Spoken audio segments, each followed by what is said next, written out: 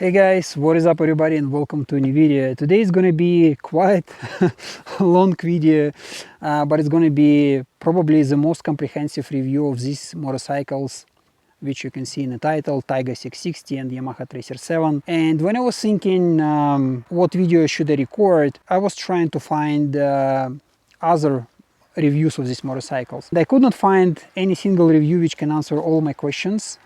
Especially those reviews which could be based on real experience with these motorcycles. I decided why not to share my experience with you guys. My experience involves riding these motorcycles in all sorts of weather conditions for different distances, like short trips, longer, multiple days trips. And also ride these motorcycles with a luggage, with all the accessories, tell you what's working, what is not working, what is comfortable and what is not. I have all my notes here. Don't judge me for looking into my notes, because it's going to be, as I said, it's going to be long and comprehensive reviews. These two motorcycles are one of the most popular motorcycles in lightweight, middleweight segment, like sub 600cc category. Many people could actually consider them as their first big motorcycle, or also consider those bikes when they downsizing from a bigger motorcycle for variety of reasons. With this review, I'm targeting those people who actually considering these motorcycles not only for daily commuting, but also for occasional trips, like short trips or even longer trips, or particularly looking for a motorcycle which they can use for trips specifically. Let me give you a little bit of backstory here. So I run motorcycle tours and rental business here in Montenegro and also Balkans, and our prime focus is sport touring segment. We actually the only one and the first company in entire Balkan region who focus only on sport touring. And the reason for that, because we have beautiful roads around here. It's old Yugoslav roads which kind of have all the curves and twisties and serpentines. Within sport touring segment, we actually want to provide that unique experience to people who want to come here, who want to spend a few days in the Balkans and experience culture, but also have fun riding twisty roads and mountain winding roads. We run several type of sport touring motorcycles, but the end goal for me is to create the fleet which will be ultimate sport touring fleet. With these two motorcycles, Tiger 660 and Tracer 7, we are targeting people who are either new to motorcycling, so they don't want or they don't think they can handle a bigger motorcycle, but also those people who probably have plenty of experience, but they, again, for certain reasons, they don't want to take big motorcycle on a tour. Because as I said, we go through the serpentines, we go into, we're riding in the mountains, and sometimes it can be really hard to manage bigger motorcycles. These motorcycles in our fleet is actually targeting those people. Having experience of taking these motorcycles on the tours, having experience of riding these motorcycles by my own, and also gathering feedback from people who come to us, because those people, they also ride different motorcycles and they can compare. And what I do, I usually ask the feedback. I usually ask, did you guys like this motorcycle? What did you like? What you did not like? How it compares to what you used to. This information all will be incorporated in this review. Things which are important to me when it comes to motorcycles, because when you run the business, you want to be efficient. You want to eliminate all possible risks. Reliability. Of course, bikes should be reliable, right? Because when you go on a tour, you're traveling a few hundred kilometers per day, and you're crossing the borders to other countries. Ultimately, you want the motorcycle which will be headache-free. So every single morning when you wake up, you start the engine, and you go for another day on the road. And you don't really want that situation when bike does not start. You don't want something else start to bothering you, right? Especially when you have group of clients. If one bike is not performing well, it means that the whole group can be delayed. You also want long service intervals, right? Because when you put a lot of miles on the bike, you don't want to go to the dealership quite often. You want them to run at least 10,000 kilometers without service. I also have to mention that we run new motorcycles. I mean, those motorcycles, they're all still under the warranty. So when we talk about service, we're not considering any private companies or private servicemen. We only can go to authorized service stations to maintain the warranty, to maintain the quality of the service, because we run the business which involves safety, and we want to make sure that safety is up to the manufacturer standard, which means that we want to have access to dealership network, and we want to have access to parts and quick parts delivery if they are not available in stock, because when you run the tours or when you run the operations, rentals as well, if something goes wrong, you have to be able to fix bike quite quickly, right? And we also want the bike to be versatile in a way that you can ride it for one day tour, or you can ride it for several days. You can take this bike as a rental. You have to be able to quickly set up bike for every type of client. Shorter riders, taller riders, they all should be able to be on the bike and feel comfortable over certain distance. When I compare certain features of these motorcycles, I'm not thinking about aftermarket solutions or third-party solutions. Again, the reason why, because we take motorcycles from the dealers, and we can only choose, or we prefer to choose, accessories and parts which offered by manufacturer. So those which manufacturer actually kept in mind developing this motorcycle.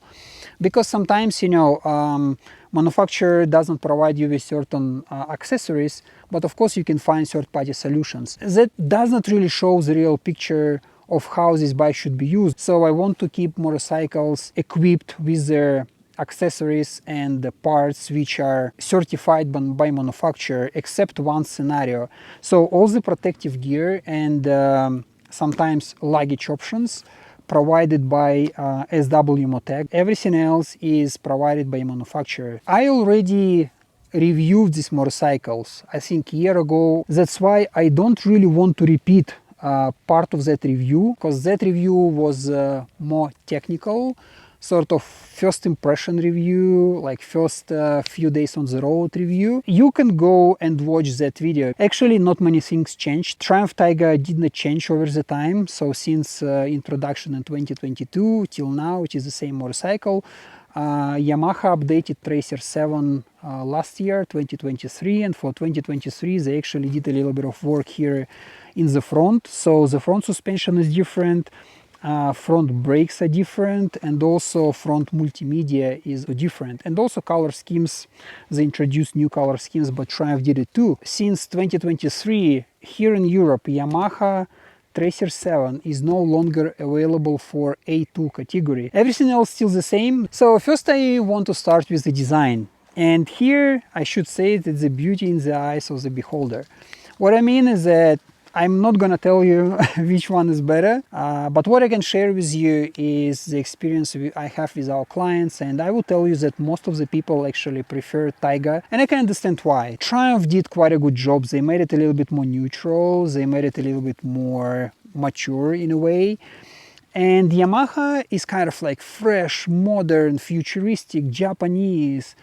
And that's where not all people feel comfortable with such design. When you stand next to the motorcycle, Tiger looks a little bit more premium in a way that all those small details, they just so good organized, and you can feel sort of luxurious approach. With Yamaha, when you first look at the bike, you see that most things are built down to the function. But over the time, you sort of appreciate that more. For me personally, like when I first see Triumph, I was like, wow, that's definitely a premium motorcycle. They use this like premium design language. When I see Yamaha, I feel, okay, this is just rationality, right? This is like just being practical. But over the time, Triumph for me is just a standard motorcycle. This is a bike, this is like good looking motorcycle, that's it. What happened with Yamaha, this design or outlook of the motorcycle, it's sort of different, because in today's world, what happens? Everyone wants to create a motorcycle which is going to be as much versatile, as much neutral as possible, because with one motorcycle they can cover like wider audience. And with Yamaha it sort of stand out from the crowd because it's just not like any other design language. And when you actually stand next to this motorcycle, you see all like the way how things are matched with each other, the color schemes, their, you know, the plastics, their, how robust things are, and you start to appreciate it more. It is my personal thing, because I would be honest with you, I always prioritize function over looks. That's what I can tell about design. Tiger was here in the beginning in terms of emotions which I have when I see the motorcycle, and over the time it's still there. It is the same. It didn't go down, it didn't go up, just like the same. With Yamaha, I started here, but over the time I just like go up and up and up, and it just excites me more. When I see this bike, it just excites me more, especially when I see it next to other motorcycles. But that's only me, and I'm minority here, because as I said, most people like Tiger. Next one will be build quality. That's where things a little bit different. When you initially see the bikes, when they're brand new, right? Both bikes are nice looking machines, but what I can say is the main difference between Yamaha and Tiger. Triumph, they know how to make things looking good, and that is a difference. Yamaha looks more functional, more just like a tool, but the quality of the plastic, it's not glossy, it's not fancy looking, but you can feel it is like robust one. If they wanted this plastic to be chunky, it is a chunky, right? With the Tiger, it's a little bit different. Over the time, you start to get all those movements in the plastic, and that creates a little bit of noise. And I would be honest with you, I was talking about it even in my earlier videos about Tiger. After like 500 kilometers, like here in the front, you always have some noise. And I was going back to dealership and I said, listen guys, I just cannot ride with it, because every bump is like, like you actually feel it. You can hear it even, you know, in your helmet. And it feels like it's certain point and can like all fall down, which did not happen, obviously. It's still working, it's still functional, but I was unable, and the dealer as well, they were unable to fix it. The way how things are still on Yamaha and a Tiger, over more or less equal distance those two bikes traveled, and similar conditions they've been used in, I would say that build quality on Yamaha is performing on the same level as in the beginning, where with the Tiger, sometimes there can be a little bit of disappointment. But I would say for the almost equal price point, Yamaha gives you much more robust feel, you know. That's how I would put it. Let's talk about ergonomics. When I'm talking about ergonomics, I am thinking about like the front part, the dash, the way how you can see things, the way how informative it is. I'm also talking about sitting position and all the elements on left and right side of the handlebar, because that's how you're, you know, manipulate or operate with a motorcycle. So I pretty much like simplicity of the dash of the Tiger, because you can read this dash anytime, like daytime, nighttime. It is like black and white, really easy to read, and also it looks kind of like premium. I like the way how you actually sit on Tiger. You feel a little bit higher than on Yamaha. So on a Tiger, you feel like you own the motorcycle, where with Yamaha, you feel like you're in the motorcycle. On Tiger, you kind of like a little bit above. And that becomes quite noticeable when you ride in the traffic. I really like the way how control elements are organized on Tiger. It feels like they know what people want and how they use the control elements when they actually ride in a motorcycle. Speaking of Yamaha, first of all, it is quite simple. And also they have only one functional button. It is just simply not practical, because when you're on the move, this like jog dial, it is like the worst thing ever you can imagine on the motorcycle. When you stand still, yeah, it's easy. Use one button for everything, probably not the best solution, that's what I can say. Where with the Taiga you have, you know, number of buttons, and those buttons are very well organized, they're super tactile, and they allow you to go through the menu when you're on the move, and not really think about the right hand, because right hand has a lot of function here, so it's acceleration, braking, like all sorts of things. I would say that it's just like more well thought with the Taiga. Speaking of sitting position, I found that Taiga seat isn't comfortable. A Yamaha seat is just a little bit more wider. It is wider for you as a rider. It is also really comfortable for the passenger, and which is not the case in case of Taiga. I also think that when you sit on Yamaha, so that reminds you kind of sitting position of maxi scooter. It's just super easy, super friendly, and yeah, you just sit there like upright sitting position, and that's it. With the Tiger, it's still comfortable, but Tiger has approach of bigger motorcycles, so they want you to feel like you're riding a motorcycle. Where with Yamaha, they say like, yeah, you ride motorcycle, but it's like comfortable as a scooter. Like if you ever ridden scooter, like that's what you got, you know. Yamaha has some small things which are not comfortable here on the handlebar. For Tiger, things much better up in the front, but rear, like the seat and the sitting position, can be a little bit uncomfortable for some people, but not for all. That's what I noticed. Speaking of engines, these bikes are different. This engine doesn't require any introduction. Like we know about CP2, it's been used widely among Yamaha lineup. It is super friendly. It is super easy. Even if you first time on the motorcycle, on this motorcycle, and you have experience with anything else, like once you're on this bike, you just sit and go. It is so simple, it is so intuitive, it is so friendly. It just gives you feel of the scooter. Again, if you ever had one, you understand what I'm saying. Speaking of Taiga 660, so that inline triple, it has certain vibe around it, right? That engine gives you performance of bigger motorcycle, 900cc motorcycle. Where with the Yamaha, it's just what it is. It is like 700cc bike, that's it. So it doesn't really give you feel of bigger bike. Speaking of performance and the way how you can use this bike, I mean Taiga 660.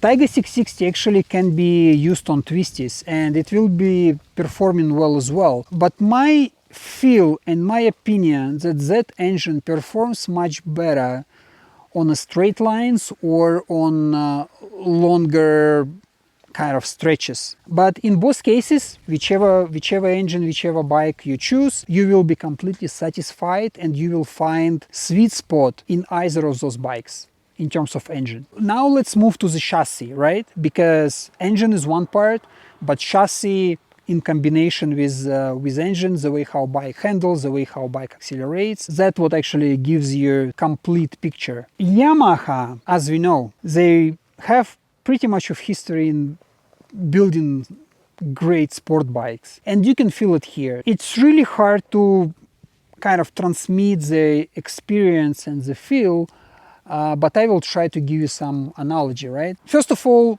this suspension is better fitted for serpentines, because when you ride the twisty roads and when you on the serpentines, this bike is sharp. Imagine when you have a scissors and you cut the paper, and the way how you cut is like you can feel it in your hand, how this piece of paper is being cut, right?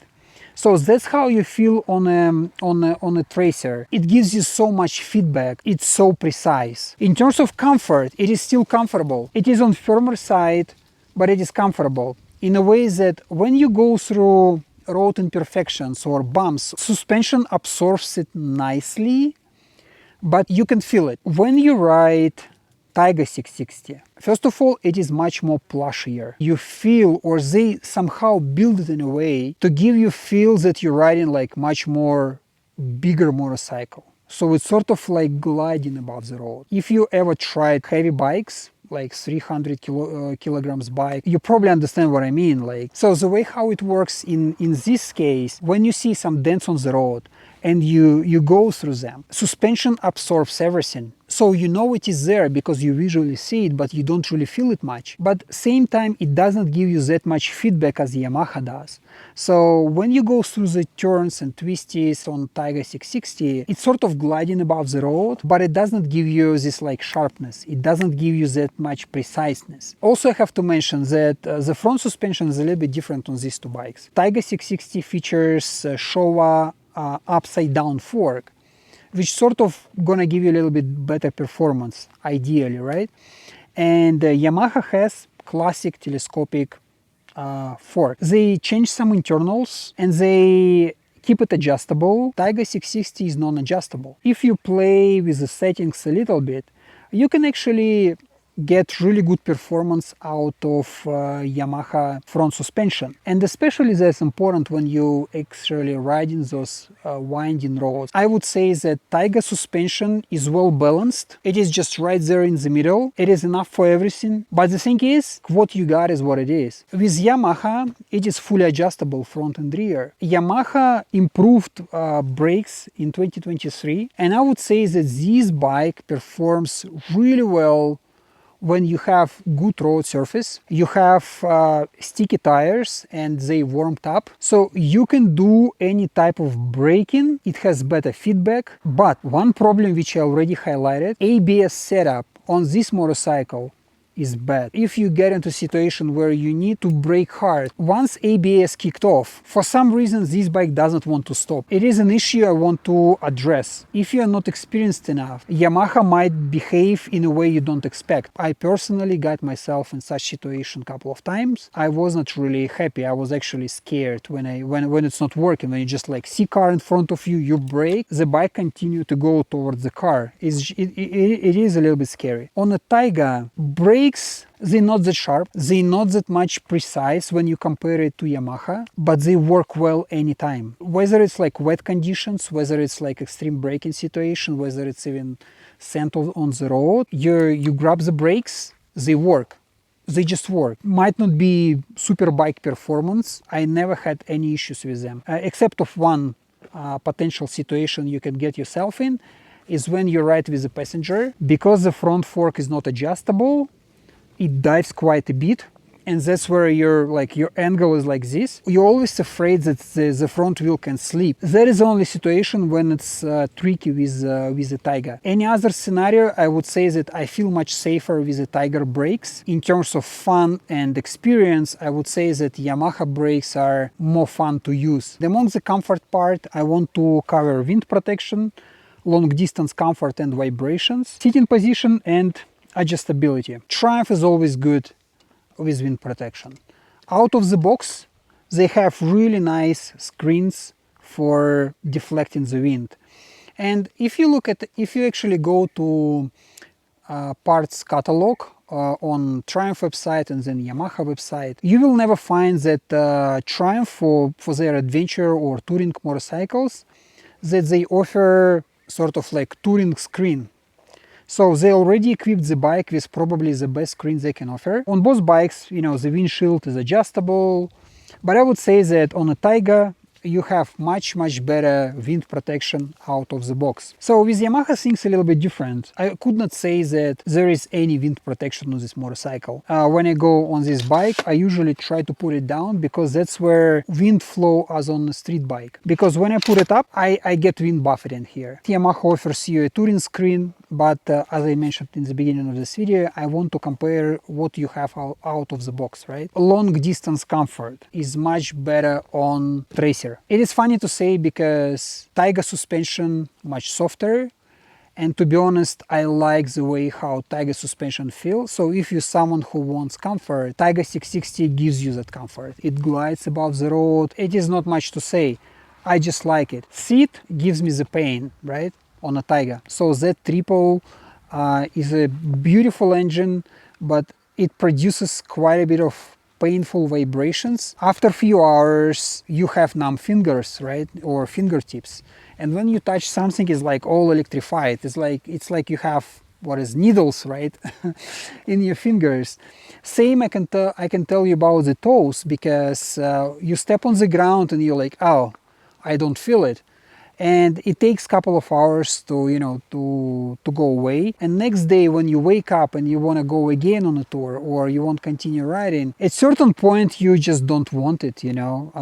That's what I feel. It's okay for a couple of days. It's okay if you want to do like weekend escape. If you think about longer distance and let's say 1 week trip, probably Tiger not gonna be the best option out of these two. And Yamaha is much better, much more comfortable in terms of seat, much more comfortable in terms of vibrations, much more comfortable in terms of the passenger and the passenger's comfort. And also you can adjust suspension front and rear. Unfortunately, even though Z Triple performs much better on highways, their seating position is also good. It is plushy. It feels like more capable motorcycle. It's not been designed for longer trips. I spent few days on this motorcycle riding myself, rainy weather, mountain roads, highways. I could not complain, to be honest. So now let's move to safety and rider aids. And that's where these bikes are quite different. The Yamaha, pure and simple motorcycle. The only safety aid they have here is ABS. And as I mentioned before, I am not really happy how ABS works here. There is no ride-by-wire, there is no slip assist clutch, there is no ride modes, there is no traction control. It's kind of tricky because when you ride this bike, it's only you and the bike. So whatever you do, bike executes, and if you make a mistake, you know that you made a mistake. But what is the most important here is that bike performs the same. There is no any electronics or computer interventions in your riding experience. From one side, you have full control. As Yamaha says, it's like rider in machine. On the other hand, sometimes you can be tired, sometimes you could be disorganized, or like you could be all over the place, and that's where electronics is actually can help, right? So it actually helps you in situations where you could not react properly, and that's what actually happens with the Triumph, because it has slip assist clutch, it has ride-by-wire, it has traction control, it has a couple of ride modes. All of those things, they really help you. As a downside, I would tell you that sometimes performance can be different. Like we had some situations when you go up into the mountains and for some reason, I don't know why, like throttle is not responding well on Triumph. Probably that's how electronic works and that's how electronics try to stabilize the motorcycle. But same time, you don't understand what's happening, especially if you're first time on the bike, or maybe you're not familiar with the motorcycle, what to expect next, right? And you don't understand whether it's like bad road conditions or maybe something happens with the fuel injection. I don't know, because the Triumphs, they had a map sensor recall campaign back in the day. And to be honest, I did not see much of an improvement after going through the procedure of replacing this element. They have really good package in terms of safety and electronics. But for me, as a rider who can ride this motorcycle and then Triumph and some other motorcycles, when you don't have reference point, you don't see it. But when you have reference point, you can see how consistent Yamaha with the performance.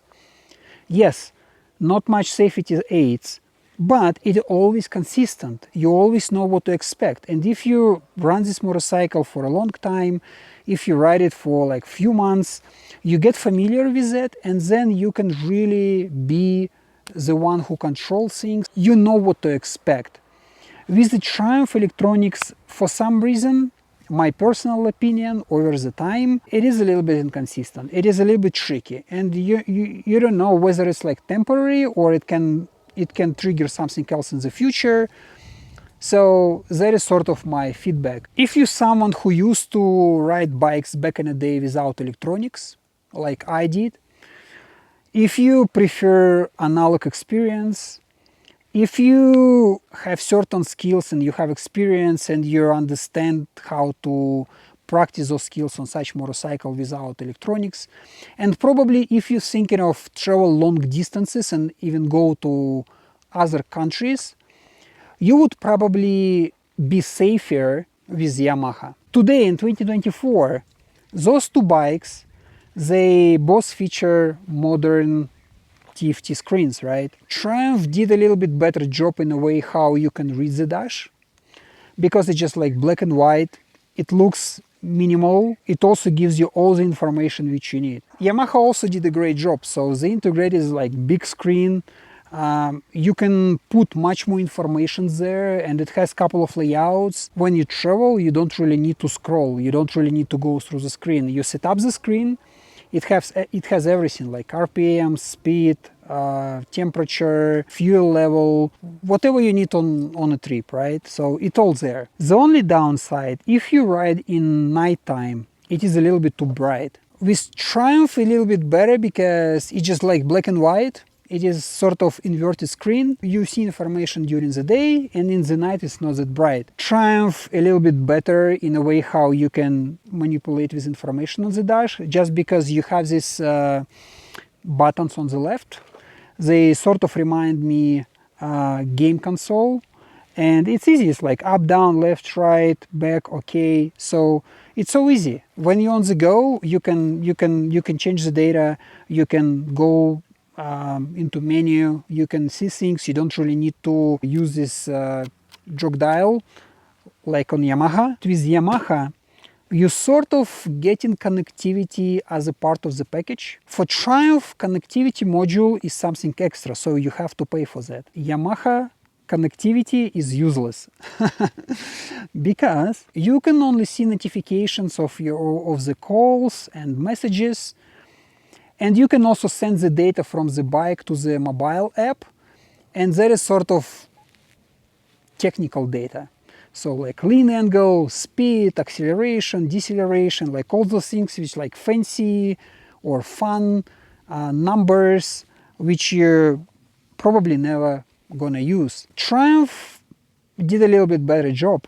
So they said, yes, we have connectivity, it is extra, but when you get connectivity, what you can do, you can change the music, you can activate GoPro, accept calls, you can even use navigation, right? So it's not like full screen navigation, it is like turn-by-turn navigation, but okay. Where with Yamaha, having that much screen real estate, you can actually do full screen navigation, right? It is touring motorcycle, why not to feature that? Overall, Taiga is much better connectivity, much better, much more practical, much more useful, and actually makes sense to pay for compared to Yamaha. Let's talk about charging points, right? That's where Yamaha actually did a better job, because what they did, they put 12-volt socket here on the right, and they put USB socket here on the left, which makes it logical, right? So when you're traveling, when you're on a tour, you have your tank bag, for instance, and you can charge your device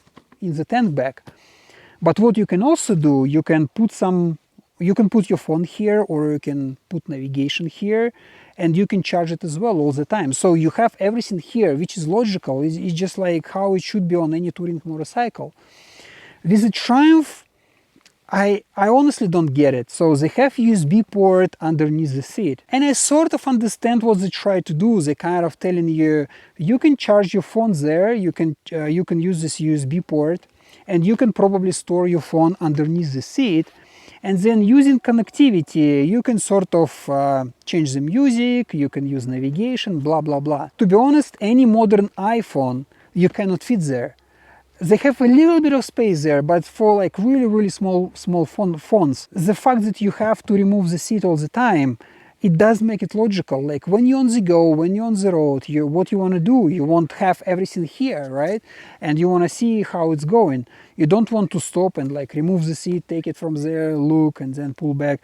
You want to have it here in a tank bag. So put here, charge. What is also logical with Yamaha, because you have this 12-volt socket on the right. So you can either use it for USB charging, or you can use it for something like air pump. It's just much more practical. Triumph offers you 12-volt socket as an option, like it's somewhere there. And also it's not like full size socket, it's like smaller one, which also used on BMW. And you have much less choice in a way which devices you can buy for that. So I believe that in terms of USB connection points, Yamaha did much better job compared to the Taiga. So some other electronics which you can optionally install on these motorcycles. Heated grips can be installed on both Yamaha and Taiga. Also both bikes can be equipped with TPMS, so it's tire pressure monitoring system. The only difference is with Yamaha you're gonna have like smaller screen up here, and with the Tiger it's like fully integrated into the main dash, which probably makes it a little bit better. Quick shifter available for both motorcycles. The only difference is for Yamaha it's just like half price from Triumph. So Triumph costs you around like 360, 370 euros, where for Yamaha it comes as 180 or something like that. It's basically like half price. Another useful thing which is only available for Triumph and not available for Yamaha. Triumph offers possibility to trace your motorcycle. It's kind of like alarm system. It is natively integrated with Triumph wiring, and then you have mobile app. You have to pay for the subscription, but at least it gives you some kind of like vehicle safety. So I think for some regions and for some places it can be really good in terms of vehicle protection. Okay, next thing which I want to mention, and it's kind of like standalone feature which is only available for Yamaha and it's not available for Taiga. Central stand. And I know that you know, marketing people from Triumph, they told us that they did this survey and people say they don't really need central stand as an accessory. But frankly speaking, if you're really doing long miles, if you're traveling, central stand is like must-have feature. It just helps you to maintain bike on the go without any additional equipment. It also helps you to just, you know, solve some issues if they appear along the way, because you can put the bike there, you can fix the puncture, it's much easier to rotate the wheel, it's much easier to maintain the chain, it's much easier to kind of adjust the chain, it's much easier to load your luggage when the bike is vertical, so you kind of like equally place some things. So many small things, but they are making your experience much better on a long trip. If you're really targeting long trips, central stand will actually make it headache free. And it will be super helpful feature to have. Luggage is much more practical and well organized on Triumph because it has more capacity, the panniers are bigger. Also the shape of the panniers is better because you can fit full face helmet in either of those, and also top box can accommodate 2 full face helmets. So it makes it more practical, more versatile, and then it's up to you how much things you want to carry with you. Also, Taiga comes with integrated mounts. You don't really need to spend money on entire system, you only need to buy panniers because half of those mounts is already there, whereas with Yamaha it all comes with entire set of mounts and panniers themselves, and frankly speaking it is not really cheap. Yamaha costs 2 times more than the Taiga. Both bikes they use single key operation, so you can use one key for ignition, for fuel, for all the panniers, which makes it super practical. Taiga panniers are on cheaper side, and that's what you wouldn't expect. Yeah, it does the job, but I would not say it's on premium side or it feels like premium. For me, it feels like Triumph doesn't really target in those cases to do heavy duty job.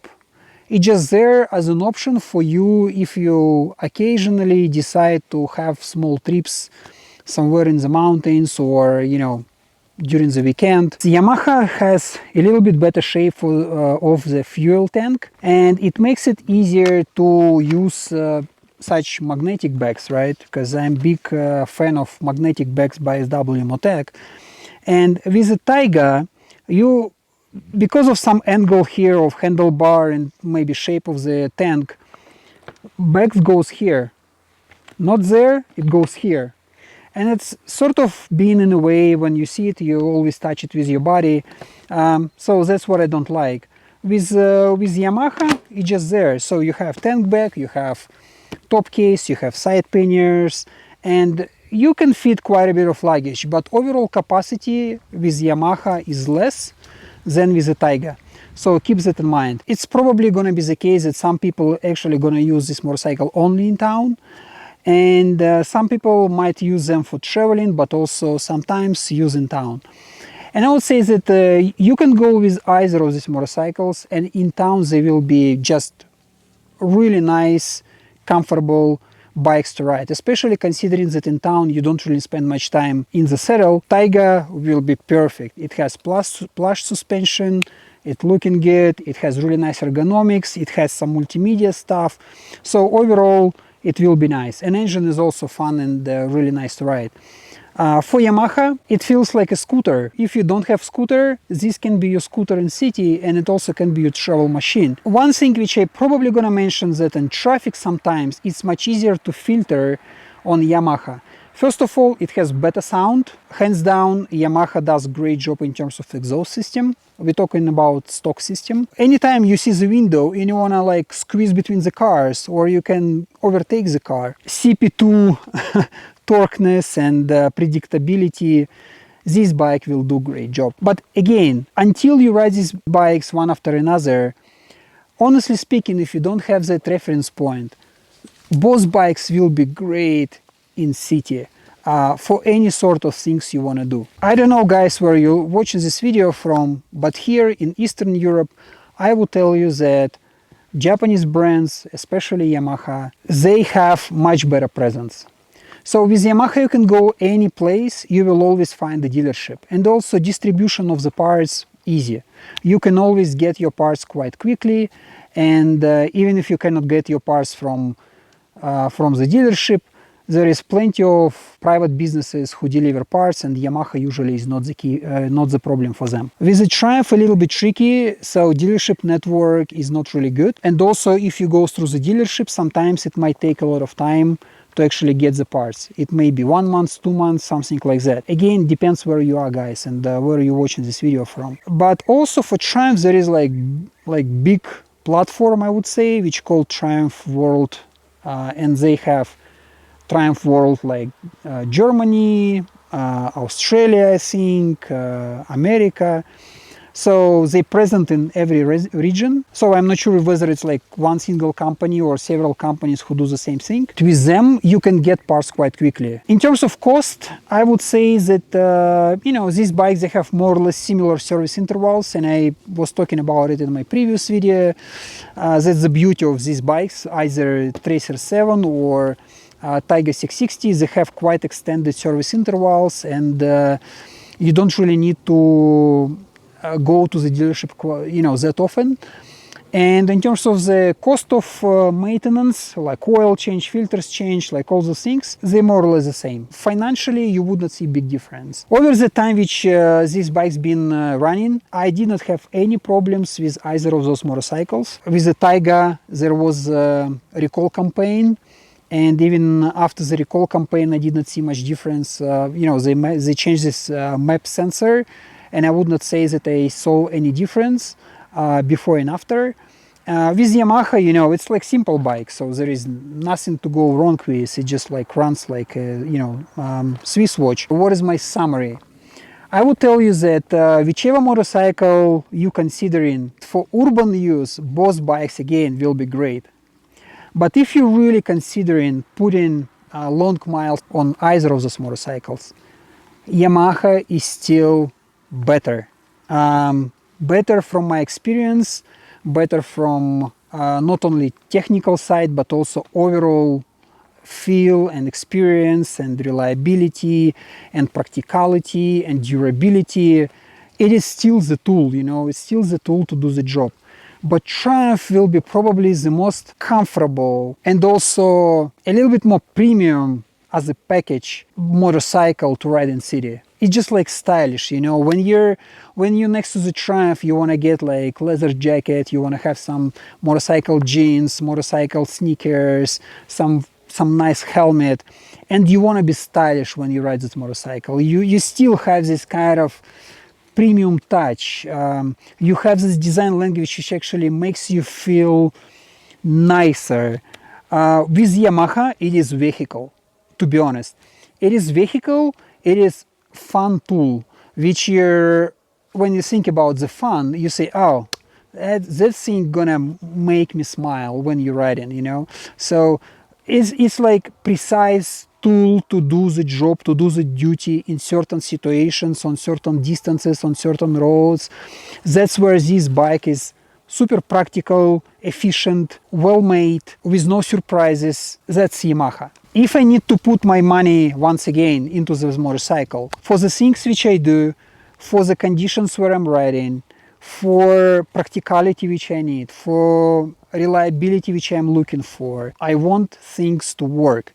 And I want things to be long-term, durable, reliable, and functional. And also I want to have more adjustability, and I want to have more options how I can set up this motorcycle. And that's where Yamaha is hands down winner for me. But if I'm someone who looking for average use, if I'm someone who is not gonna, you know, who's not gonna put much miles on the motorcycle, someone who wants more, who wants feel of more premium motorcycle, more mature motorcycle, if you primarily want to ride by yourself in urban environment and sometimes have occasional trips somewhere, in this case, Taiga is just like much more sweet package, you know, and especially with the pricing. I think this year Yamaha is a little bit more expensive than Taiga. Depends where you are, but what I saw in kind of this area, in nearby countries as well, Taiga is actually a little bit cheaper, plus they give you all the deals when they give you panniers for free. And that's interesting because when you ride those motorcycles like separately for certain period of time, they both impress you. You remember my first videos for either of those motorcycles, they all like I'm saying, like it's impressive. But when you can run them like one after another, you can run them together, you can do similar trips on those bikes, and you can actually feel the difference. And when you face all those situations of maintenance, when you need to repair those motorcycles, when you go through the, you know, recall campaigns, and when I actually see how they been or stayed after some time, that's where you can actually understand the difference. And that's where, depends on what is your priority, depends on how you're going to use, the choice becomes more obvious. That's how I would put it. And I think that's it, guys, for today. I hope that's been a quite informative video. And if I missed anything, don't forget to ask your questions or add your opinion in the comment section below. I also will leave all the links down there. And yeah, I mean, if you want to come and ride here and you actually want to try those motorcycles, or you want to join us on the tour, you're always welcome. Again, links will be down in the description. And thank you so much for watching till the end. I will see you in the next one. Cheers.